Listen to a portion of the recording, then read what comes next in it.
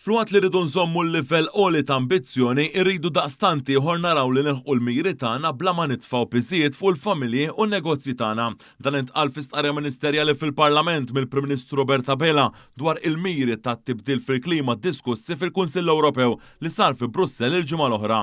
Hawnhekk Dr. Bela semma kif il-Kummissjoni Ewropea għandha miri klimatiċi għall-2040 u l-2050 u dan il-punt kien rifless fid-dikjerazzjoni ta' pajjiżna u anke annes mal-konklużjonijiet tas-summit fuq l-immigrazzjoni. Dr. Bela enfasizza fuq solidarjetà, ir-responsabilità u l-kooperazzjoni mal-pajjiżi terzi kemm dawk tal-oriġini u tat-transitu. Dan is-summit kien jinkludi wkoll il-Euro Summit fejn il-Prim Ministru qal li hawnhekk ħareġ kif pajjiżi Ewropej qed jitkellmu dwar l-awsterità waqt li f'pajjiżna għadu kemm ġie ippreżentat baġit b'saħħtu li jwieżen lill-familji u lin-negozji. Wara l-istqarrija tiegħu il-Prim Ministru ġie mistoqsi dwar jekk pajjiżna jistax ikun konness mal-pipeline tal-gass fil-Gridd Ewropew.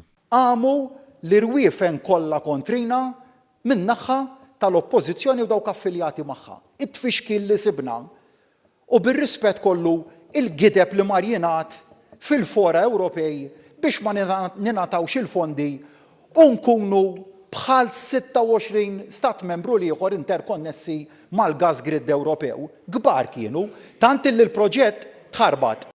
Hawnhekk qam il-kap tal-Oppożizzjoni jinterrompi t-tweġiba tal-Prim Ministru u qal li din biss gidba skontu. Iżda pront ireġixxa mill-ġdid il-Prim Ministru f'dan ir-rigward ukoll. Mela min mar ifixkilna u jagħmel ħsara kemm jiflaħ li jgħid li l-gas pipeline ma kien se jkun proprjetà Interconnect Malta u tal-Istat Malti ma ħajkun proprjetà ta' persuna li qed tirrinfaċċa ġuri bħalissa. Mela min kien mhux laqda li inti tmur tipprotesta magħha kienet